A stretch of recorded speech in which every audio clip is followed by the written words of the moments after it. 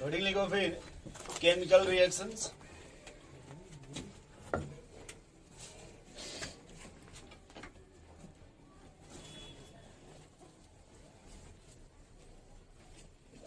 Chemical reaction, ठीक है दोस्त। इसमें लिख लो थोड़ा सा, केमिकल रिएक्शंस में, it is a process in which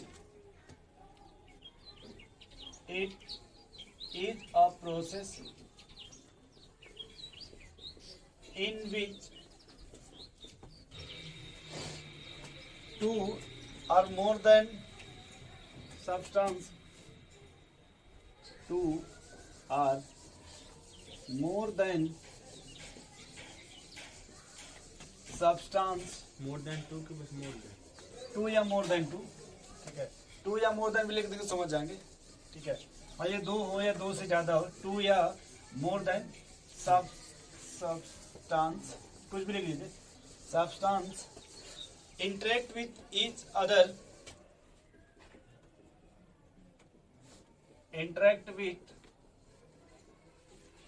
other, and form new product and form new substance, पहले लिखिएगा न्यू सब्सटेंस, क्या लिखिएगा, न्यू substance, ठीक। their old bond is breaker, their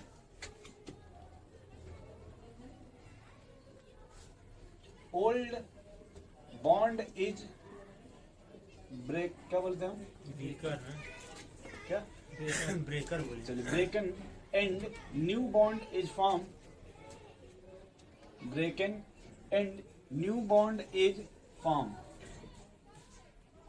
new bond is formed। ये देखो यहाँ पे भैया आपने क्या लिखा कि कोई भी केमिकल रिएक्शंस होगा, जैसे आपने ऑर्गेनिक में भी देखा होगा, इधर कम से कम दो या दो से ज्यादा सब्सटेंस कंबाइन करेंगे और इधर सब्सटेंस का नया फॉर्मेशंस होगा। तो इधर देखिए, इधर आपका कॉम्बिनेशंस होगा, इस जो नया सब्सटेंस बनेगा तो नए सब्सटेंस का फॉर्मेशंस होगा ना। तो जो पुराना सब्सटेंस जो पहले का है भाई, उसमें बॉन्ड का ब्रेक डाउन होगा, और इधर देखिएगा तो नए बॉन्ड का फॉर्मेशंस होगा। इसी फिलहाल हम लोग क्या बोलते हैं भाई, केमिकल रिएक्शंस, क्या बोलते हैं भाई इसको, केमिकल रिएक्शन। अब बात करें थोड़ा सा कि जो भी केमिकल रिएक्शंस होगा उसको लिखते हैं ना, तो उसको केमिकल इक्वेशन बोलते हैं। तो लिखिएगा केमिकल इक्वेशन। भाई किसी भी रिएक्शन को लिखने के लिए कुछ सिंबल तो रिप्रेजेंट कीजिएगा ना, कुछ सिंबल तो यूज कीजिएगा ना एलिमेंट्स को। एक होता है वर्ड नोटेशन, वर्ड का मतलब हो गया आपका ये अल्फाबेट में जो लिखते हैं, तो उसको हमने लिखिएगा इसमें केमिकल इक्वेशन, केमिकल। और इसमें जितना शॉर्टकट होगा उतना शॉर्टकट ही लिखिएगा। भाई कोई भी रिएक्शंस होगा, जैसे मान लीजिए आपने लिखा, आपने सुना होगा नाइट्रोजन प्लस हाइड्रोजन मिलके अब क्या बन गया आपका, NH3 अमोनिया बना ना। तो ये तो आपका केमिकल रिएक्शन हो गया ना, बोलिए भाई। लेकिन उसको रिप्रेजेंट कीजिएगा, लिखिएगा, तो उसी को हम क्या बोलते हैं भाई, केमिकल। और वो दो तरह का होता है, पहले अनबैलेंस केमिकल इक्वेशन और बैलेंस केमिकल इक्वेशन। नाम तो सुने होंगे ना भाई। कोई भी रिएक्शन आप लिखिएगा, जो स्टार्टिंग में आप सब्सटेंस लीजिएगा उसको रिएक्टेंट बोलते हैं, जो नया सब्सटेंस बनता है प्रोडक्ट बोलते हैं। बोलिए भाई। आपने कहा सर एक एरो बना देते हैं, जो लेफ्ट में होगा रिएक्टेंट हो जाएगा, एरो जो राइट में होगा प्रोडक्ट हो जाएगा। इतनी बात तो जानते हो ना भाई। आपने कहा कोई भी रिएक्शन नाइट्रोजन प्लस हाइड्रोजन मिलके क्या बन गया आपका, ये केमिकल रिएक्शन हो गया। बट आप देख लोगे उसमें जो रिएक्शन वो बैलेंस है या फिर अनबैलेंस। जो केमिकल इक्वेशन है वो दो टाइप का हो सकता ना, बैलेंस केमिकल इक्वेशन और अनबैलेंस केमिकल इक्वेशन। बोलिए भाई। तो इसमें लिखिए भाई केमिकल इक्वेशन में, तो देखो ना ऐसे लिखना भाई, केमिकल इक्वेशन हो जाएगा ऐसे, मतलब CH या C कुछ भी लिखिएगा, शॉर्टकट लिखिएगा। अरे केमिकल इक्वेशन है ना ये, CQ लिखो सबसे अच्छा, समझ जाओगे ना। CQ chemical equation is symbolic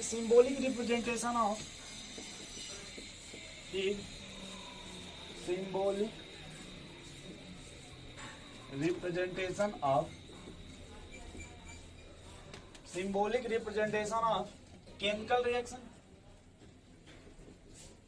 chemical कोई भी रिएक्शंस का जो आप सिंबल रिप्रेजेंट करते हैं उसी को हम क्या बोलते हैं भाई? Chemical equation. आप सिंपल मेरी बात समझो ना भाई। नस्ट इक्वेशन का नाम सुने होंगे, यस सर। हाफ सेल का नाम सुने होंगे, हाँ, नहीं सुने समझे हैं। तो केमिकल रिएक्शन ही ना होता है। Yes sir.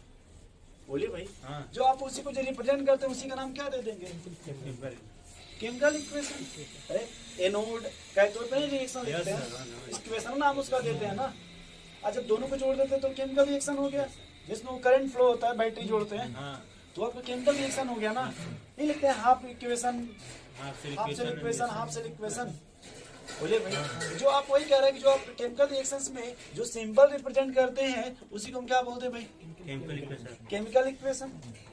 लिखिएगा that is chemical reaction, that is all chemical reaction are all chemical reaction are represented by chemical equation, represented by chemical equation। आपने कभी इक्विलिब्रियम का नाम सुना होगा? Chemical equilibrium, ionic equilibrium, yes. या फिर केमिकल इक्विलिब्रियम में आप पूरा ये लिखते हैं इक्वेशन। हाँ, भाई जो भी रिएक्शंस होता है उसको इक्वेशन के फॉर्म में ना लिखते हैं। आपने रेडॉक्स पढ़ा होगा, रिएक्शन को बैलेंस करते हैं वहां भी तो आप लिखते हैं ना भाई इक्वेशन। ऑक्सीडेशन का एक तरफ, रिडक्शन का एक तरफ, याद कीजिए। यस। नहीं लिखते हैं भाई, इक्वेशन ऑक्सीडेशन का हो गया, दूसरा रिडक्शन का हो गया, फिर जब दोनों को जोड़ देंगे तो केमिकल रिएक्शन हो जाएगा। क्या लिखा आपने? All chemical reaction are represented by chemical equation. बोले भाई, by using chemical formula, by using chemical, जैसे सोडियम है कोई फार्मूला होगा ना उसका। बोले भाई, chemical formula of reactant and product, reactant and, जैसे अभी आपने अमोनिया लिखा था लकोसी, यस। जो भी आपने इक्वेशन लिखा उसमें कुछ फार्मूला था ना, वहाँ पे नाइट्रोजन का कुछ फार्मूला रहा होगा, कुछ हाइड्रोजन का रहा होगा, कुछ अमोनिया का रहा होगा। तो वही ना फार्मूला फॉर्म में लिखते हैं केमिकल रिएक्शंस को। किसी भी केमिकल रिएक्शंस को आप जो सिंपल रिप्रेजेंट करते हैं वही आपका क्या भाई? Chemical formula. जैसे यहाँ लिख लीजिएगा भाई, तो इसमें क्या मिला आपको? Chemical formula of reactant and product. Reactant क्या होगा भाई? जो किसमें पार्टिसिपेट, जो रिएक्शन में पार्टिसिपेट होगा। और प्रोडक्ट क्या होगा? बन गया। जो रिएक्शन में फॉर्मेशंस होगा। बोले भाई, जहाँ पे बॉन्ड का ब्रेक डाउन होगा उसको क्या बोलते हैं भाई? रिएक्टेंट। और जिसमें नए बॉन्ड का फॉर्मेशंस होगा उसको क्या बोलते हैं? क्या ये नाम सुने? जहाँ बॉन्ड का ब्रेक डाउन होगा उसे क्या बोलिएगा भाई? और जिसमें बॉन्ड का फॉर्मेशंस होगा वो प्रोडक्ट। सही है ना। तो हम बात करते हैं पहले रिएक्टेंट का। किसका? रिएक्टेंट। बताओ भाई क्या होगा? पहले लिख लीजिए इसमें, the substance in which, the substance in which change is brought. ये ब्रॉड का मतलब जिसमें चेंज लाया जाएगा। And it is represented, it is, ये लिखिएगा present in, it is present in left hand side of arrow, left hand side of arrow. ठीक भाई, या फिर left hand side of chemical reaction लिख लीजिए, या फिर आप केमिकल रिएक्शन लिख लीजिए। केमिकल रिएक्शन, कोई भी आप रिएक्शन लिखिएगा जो लेफ्ट हैंड साइड में होगा वही क्या हो जाएगा आपका भाई? रिएक्टेंट। लिख लीजिए प्रोडक्ट।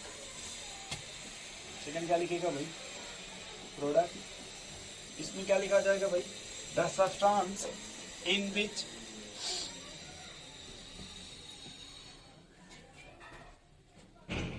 the substance विच लिखेगा which come into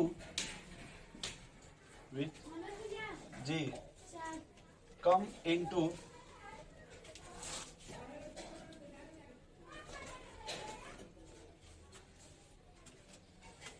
existence as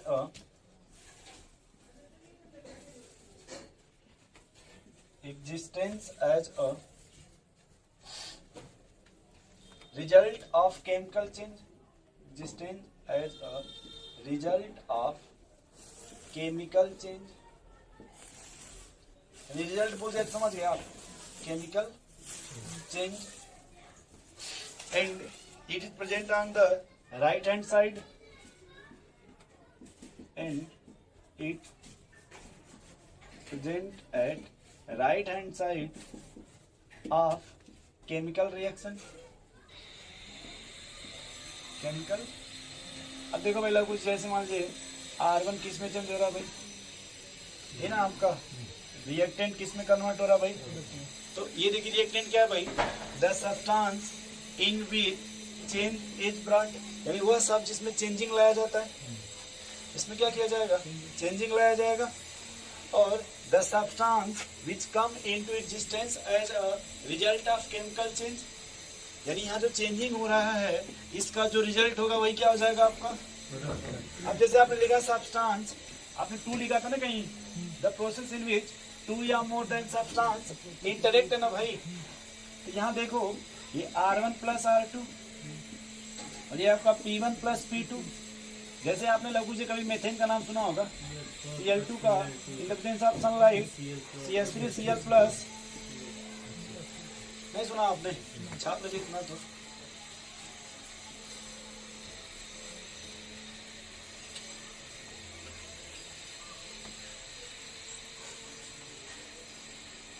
अच्छा, किसी भी रिएक्शन का क्या मतलब, क्या प्रोड्यूस करना चाहता कोई भी रिएक्शन, यदि कोई भी रिएक्शन होगा तो क्या प्रोड्यूस होगा, नहीं हमने क्या पूछा, कोई भी अगर रिएक्शन हो रहा है इसमें क्या प्रोड्यूस्ड हो रहा है, प्रोडक्ट बन रहा है क्या, यानी रिएक्शन का जो मेन उद्देश्य है वो प्रोडक्ट को प्रोड्यूस करना, जैसे आपने बायोलॉजी में रिप्रोडक्शन पढ़ा होगा, बोलिए भाई, नहीं पढ़ा आपने, डिफिनेशन बस समझे ना उसका, देखो भाई वही आप देखो केमिकल रिएक्शन है, सेम टू सेम एक दूसरे से मैच कर रहा है ना, बस यहाँ पे स्पर्म जाइगोट नहीं बोलेंगे, बट ये भी तो रिएक्शन है ना, देखिए वो भी रिएक्शन है, बस नाम अलग है बायोलॉजिकल प्रोसेस, लेकिन अगर गहन स्टडी करेंगे तो भी केमिकल प्रोसेस हो जाएगा। चलिए भाई आगे थोड़ा, बस यहाँ बस स्टार कर लिखना, पर्पज ऑफ केमिकल रिएक्शंस, जैसे लिखेगा purpose of any chemical reaction, purpose of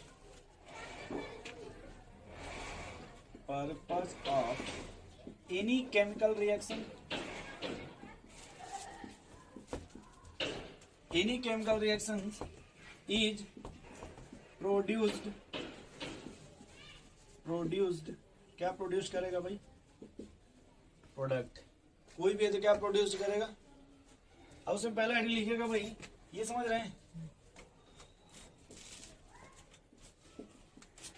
unbalance chemical equation, क्या लिखिएगा कुछ, आपने एलिमेंट का नाम सुना है, एलिमेंट का, तो अनबैलेंस का मतलब हो गया कि किसी भी एलिमेंट्स में जो नंबर ऑफ एटम होगा वो फिक्स नहीं, यानी वो इक्वल नहीं होगा, किसी भी एलिमेंट में जो नंबर ऑफ एटम होगा वो आपका इक्वल नहीं, लिख लीजिएगा, equation in which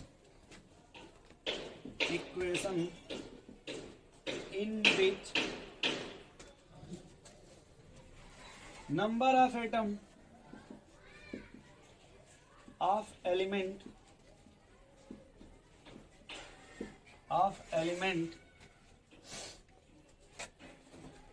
on both side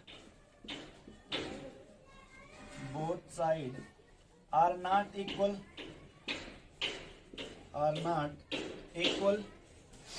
अब बैलेंस में क्या लिखेगा भाई,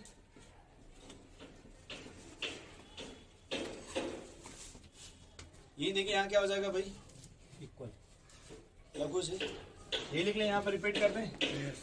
equation in which number of atom of element on both side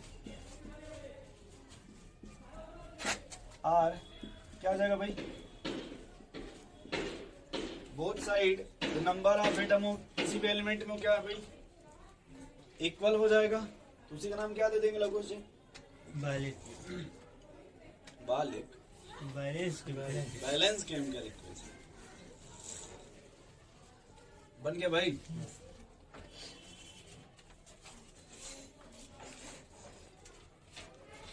जैसे एग्जाम्पल एक लिखिएगा, एग्जाम्पल लिखो भाई, वेन, बस ऐसे लिखिएगा, when potassium chlorate is heated, तो क्या किया गया भाई, हीट किया गया, it gives KCl plus O2, क्या दे देगा भाई, KCl प्लस हाफ O2, चाहे कुछ भी लिख लीजिए, ठीक है, KCl प्लस हाफ होटो। हाफ लिख 3/2 कुछ भी लिखिए, नहीं पहले हाफ, वैसे लिख लो KCl प्लस O2। सही तरीके से नहीं नहीं सही। अब देखिए जैसे मैं यहाँ लिख लूँ उसको, 3/2 लिखिए सही। छोड़िए, जैसे क्या है उसने कि पहले KCl हीट कर दीजिए, क्या कर दीजिए भाई, हीट कर दीजिए, तो ये क्या दिया आपको, पोटेशियम क्लोराइड प्लस O2 दे दिया, ये बैलेंस है, नहीं बोलिए भाई, नहीं। ये बैलेंस है आपका, तो बस इतना बोल दें, बैलेंस केमिकल इक्वेशन, यस। बोलिए भाई। हाँ। अच्छा इसमें अगर देखिए हम 2 से मल्टीप्लाई कर दें, क्या लिख दें,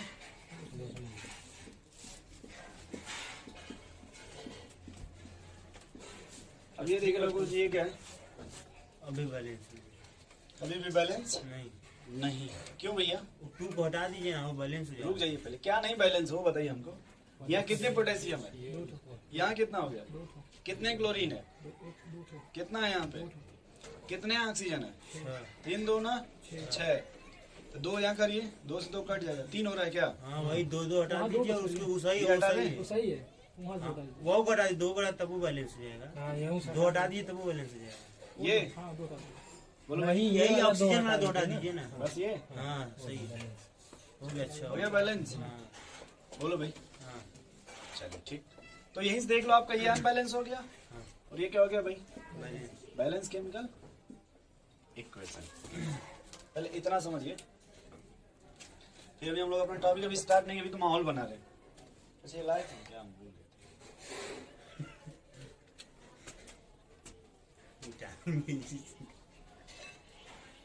इसीलिए तो हम इसको खरीदे थे, ठंडी के बाद हम ही यूज करेंगे बनारस में पहली बार, मिटा दे भाई, ये वेटनरी वाला नहीं, ऐसा मत सोचिएगा, समझ रहे लकुश जी, महंगा प्लास्टिक है। उनका वाला यहाँ काम नहीं करेगा, ये वाला वहाँ काम नहीं करेगा, ऊपर दाजी रहते तो कहते दे दीजिए हम साइकिल चलाएंगे, वो लिए भी थे।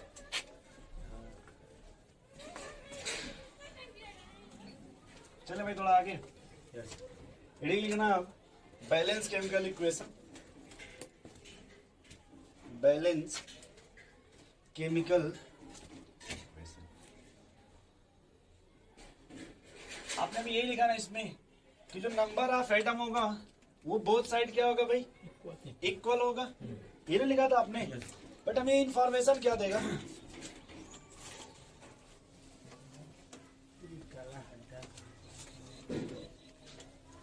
बोलो भाई, नहीं है कोई बात,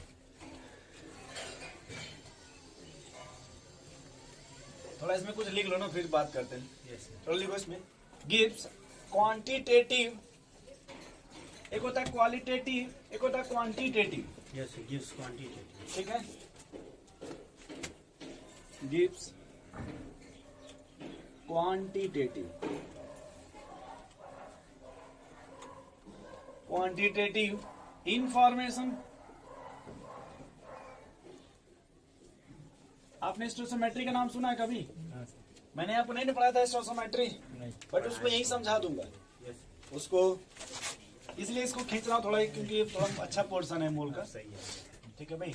gives quantitative informations that is in which, इधर लिखो भाई तुम, Gives quantitative in which molar ratio, in which molar ratio of reactant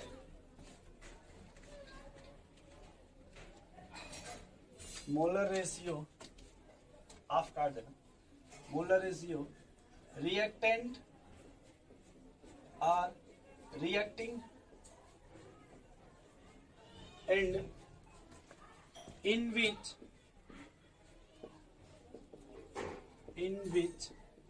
molar ratio, in which molar ratio product are formed, product are formed। ये इसका मतलब समझ पा रहे हैं आप? यानी जो रिएक्टेंट होगा वो मोल के रेशियो में रिएक्ट करेगा, और जो प्रोडक्ट होगा वो मोल के रेशियो में ही बनेगा। लघु जी, जो रिएक्टेंट होगा वो मोल के रेशियो में ही रिएक्ट करेगा, जो प्रोडक्ट होगा वो मोल के रेशियो में क्या करेगा, बनेगा। भाई ये मिलने आ रहा है बेचारा, क्या करेंगे उसको जाने दे। ठीक है, माहौल तो बना रहा ना। आपके कुएं कुछ शुभ होने वाला है, तब आ गया। ये बात है। ये बात है। वाह, ठीक है भाई। तो इसमें एक टर्म लिखना, स्टोइकोमेट्रिक कोफिशिएंट। एक नाम क्या लिखो भाई, स्टोइकोमेट्रिक कोफिशिएंट। क्या शुरू होने वाला है पता तो नहीं है, देखिए क्या होता है। देखा जाए क्या होता है। इसमें देखो भाई, स्टोइकोमेट्रिक कोफिशिएंट नाम तो सुने होंगे ना ये पढ़ाए बोल रहे हैं जी। तो हमने देखे यहाँ पे एक ही वर्ड आपको जो ऊपर लिखा है, बैलेंस केमिकल इक्वेशंस, वही गिव्स क्वांटिटेटिव इंफॉर्मेशंस। क्वांटिटेटिव का मतलब होता है जिसको हम कैलकुलेट करते हैं, जिसको हम क्या करते हैं, कैलकुलेट करते हैं भाई। In which molar ratio reactant are reacting and in which molar ratio product are form. लिखना भाई, इसमें लिखो coefficient in which, coefficient in which reactant are reacting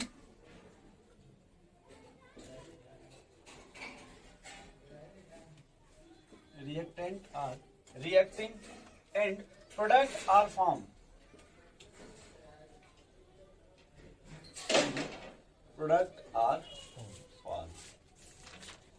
ठीक है, and these are always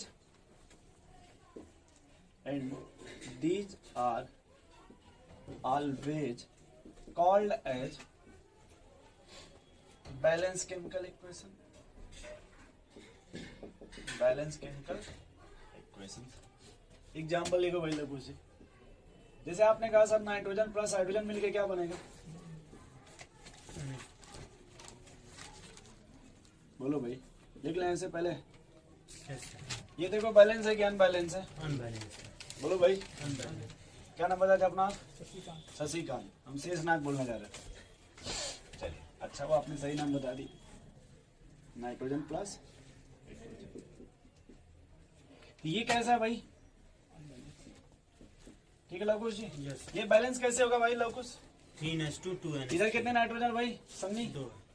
इसको 2 इधर क्या कर दो? 3। नाइट्रोजन बैलेंस हो गया। हो गया। प्रोडक्ट में हाइड्रोजन कितने हैं? 3 कर दिए इसको। इसको क्या कर दे? हम गैस नहीं लिख रहे, अपना समझ जाओगे ना। ये देखो इधर देखो, पहले ये क्या हो गया भाई? Balance chemical. बोलो भाई, इधर थोड़ा मोल के रेशियो में बताओ, इसका स्टोइकोमेट्रिक कोएफिशिएंट कितना होगा? 1। इसका स्टोइकोमेट्रिक कोएफिशिएंट यस। और इसका, 2। इसी को हम बोलते हैं स्टोइकोमेट्रिक कोएफिशिएंट, या फिर बोल दीजिए मोलर रेशियो। इसे क्या बोलते हैं भाई? मोलर। समझा रहे हैं कैसे? इसके 1 मोल से 3 मोल रिएक्ट हो रहा है, यस सर। तो 2 मोल फॉर्म हो रहा है।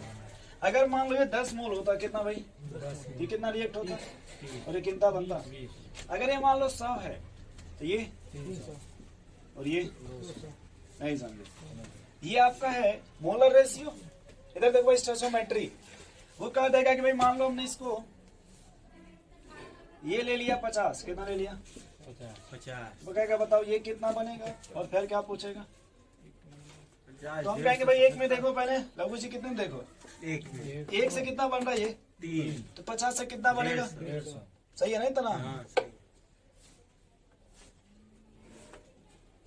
एक से कितना बन रहा है भाई, 3 बन रहा है तो 50 से कितना बनेगा, 150 इसी को स्टोइकोमेट्रिक बोलते हैं, क्या होता है, स्टोइकोमेट्रिक इसी को स्टोइकोमेट्रिक बोलते हैं।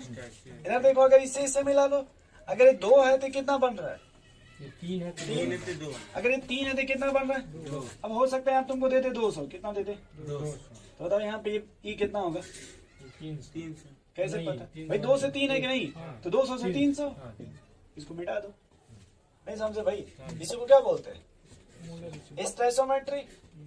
एक एग्जांपल और लिखते हैं, हम एक चीज सिखाएंगे आपको, जैसे मैग्नीशियम प्लस ऑक्सीजन मिलकर क्या बनेगा भाई, मैग्नीशियम ऑक्साइड बैलेंस है, अनबैलेंस देख लो अनबैलेंस केमिकल इक्वेशन। अब बताओ भाई क्या किया जाए फटाफट, क्या करना है बस 2mg 2mgO ये बन गया क्या, बोलिए भाई ये कैसा बन गया, बैलेंस है बैलेंस केमिकल। 212 अब इसका स्टोइकोमेट्रिक रेशियो क्या होगा, स्टोइकोमेट्रिक रेशियो 2:1:2, यही मोलर रेशियो है, ये क्या है आपका, अब या तो इसी से स्टोइकोमेट्री लगा लीजिए कि अगर ये 2 है तो कितना बन रहा है, तो 1 होगा तो कितना बनेगा, आधा अब जितने का पूछेंगे लगा लेंगे, बोलिए भाई आप जितने का पूछेंगे क्या करेंगे आप, अब इसी के ठीक सामने जस्ट बात लिखिएगा मोल मोल एनालिसिस, ये छाप लें आप लोग, ये छाप लें लोगों जी, छाप रहे हैं। और इसको छापिए तब टॉपिक को भी स्टार्ट किया जाए, थोड़ा छापो भाई तो टॉपिक के लिए माहौल बनाया जाए, अभी तो ये बन गया माहौल अब।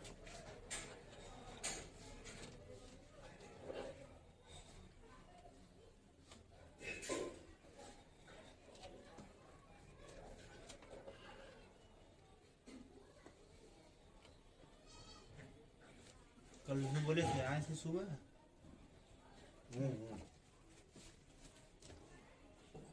वो शाम को बेचारे एक्साइट हो गए थे, उन्होंने बोल दिए थे लड़के कि वो फिजिकल नहीं पढ़ाते इसीलिए नहीं आया था।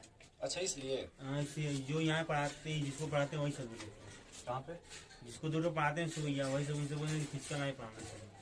नहीं समझे, सुबह भी किसी को पढ़ाते हैं लड़के को 2 लोग को ना। अच्छा अच्छा क्लास में, हाँ यहाँ पे। अच्छा तो वही यहाँ सब- पे यहाँ पे किसी को पढ़ाते कि नहीं सुबह या शाम को।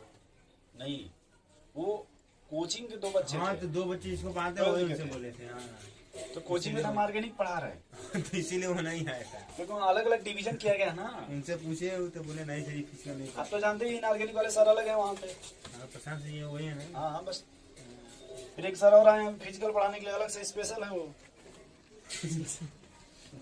फिर वही करेंगे। बात समझ रहे हैं। हम तो उनसे कहे कि भाई तुम कौन सा पढ़ना चाहते हो, बोलो वही स्टार्ट करें, तो उनको हमसे बोलना चाहिए ना फिर कि क्या मैटर है, उनका भी दोस्त नहीं है। वो क्लास में 2 दिन बैठे होंगे, बच्चों से पूछेंगे क्या पढ़ाएंगे, वो बोलेंगे सब ऑर्गेनिक पढ़ाएंगे। भाई खुद ही देखिए तो फिजिकली चल रहा है ना, और आपने देखा भी सॉलिड स्टेट पिछली बार खींचा ही ना, सॉलिड स्टेट सॉल्यूशन, पेरिडॉक्स तो सब खींचा ही है। क्यों भाई रघु जी, आप शुरू में याद कीजिए केमिकल इक्विलिब्रियम, आयनिक इक्विलिब्रियम और वो थर्मोडायनेमिक्स ठंडी में खींचे थे ना, तो कहाँ कुछ बचा। चलिए थोड़ा यहाँ देखिए भाई, मोल मोल एनालिसिस के रिस्पेक्ट में हम इसको थोड़ा समझाना चाहते, बस मिटा दें इसको, बोलिए भाई। हम बस ये कहना चाहते थे भाई मान लो थोड़ा देखो मोल मोल एनालिसिस क्या बोलता है, वो ये कहता है, थोड़ा इधर देखो भाई, मोल को किससे लिखते हैं, किस नंबर से, मतलब किसी नंबर से रिप्रेजेंट करते हैं मोल को, स्मॉल एन से ना। ये देखो पहले क्या लिखा है भाई, मोल्स ऑफ N2, इसका स्टोइकोमेट्रिक कोएफिशिएंट कितना है, अच्छा 1 इसका मोल बताओ, मोल्स ऑफ H2 अपन स्टोइकोमेट्रिक कोएफिशिएंट, इसका मोल भाई, मोल कैसे लिखते हैं, moles of NH3 stoichiometric coefficient 2, ठीक। अब आपने भी थोड़ी देर पहले ये देखा कि सर अगर मान लो ये 100 देता तो ये कितना बनता भाई, 300 और ये कितना बनता, लेकिन हम लोग अभी इसको थोड़ा साइलेंट करते हैं, क्या करते हैं साइलेंट। हम लोग इसमें ये जानना चाहते हैं कि हमको ये दिया, इसका पूछना है किसका दिया हमको? नाइट्रोजन का दिया। और किसका पूछ रहा है लघु जी? हाइड्रोजन तो इसमें क्या लिखा है जब बताओ? नाइट्रोजन के मोल कितने दिए भाई? 100 100 दिया ना। Stoichiometric coefficient. और हाइड्रोजन का मोल कितना दिया? 300 देखा, हाइड्रोजन का मोल 3। निकालना है ना। हाँ, वही निकालना है। तो बस यहाँ पे NH2 लिख लें हाँ NH2 अपन स्टोइकोमेट्रिक कोएफिशिएंट। यस। तो मोल ऑफ H2 कितना आ गया? बराबर आ गया NH2 बराबर 300। इसी को इस पे लगाओ। मान लो ये तुम्हें मिल गया ना, ये मिल गया ना। Yes. अमोनिया को निकालो। किसको? अमोनिया तो पहले फार्मूला क्या है आपका? मोल्स ऑफ H2 अपन स्टोइकोमेट्रिक कोएफिशिएंट बराबर मोल्स ऑफ अमोनिया अपन स्टोइकोमेट्रिक। हाइड्रोजन के मोल कितने लघु से? पूरा 300। 300 है ना। तो 300 बटा 3 कर लें बराबर मोल्स ऑफ अमोनिया अपन 2 कर लें। यस ये कट जाएगा क्या? तो मोल्स ऑफ अमोनिया मिल गया क्या? 200 मिल गया। यस। नोट कर लीजिए। अभी हम अधिकतर सवाल को इसी लाइन से लेके जाना चाहते हैं। आपने कभी इक्विवेलेंट पढ़ा होगा। यस मैंने वहां समझाया था थोड़ा सा इस तरह से, इक्विवेलेंट ऑफ ए बराबर इक्विवेलेंट ऑफ बी बराबर इक्विवेलेंट ऑफ सी। नहीं, बट यहाँ पे अब उसी को मोल मोल एनालिसिस नाम दे देंगे। मोल मोल दो बार लिखेगा। क्या लिखे हेडिंग आप लोग? ये लिखने से पहले मोल मोल एनालिसिस लिखिएगा 2 बार। मोल मोल एनालिसिस यानी रिएक्टेंट का एक बार मोल हो गया, एक बार प्रोडक्ट का भी हो गया, और उसका एनालिसिस। चलो भाई आगे। अब देखिए हम केस पढ़ेंगे, अलग अलग केस।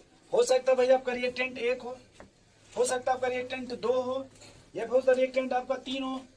ये भी तो हो सकता है ना। तो चले थोड़ा आगे। बस अच्छा ये क्यों ले रहे हैं? भूल जा रहे हैं। चले ले ले।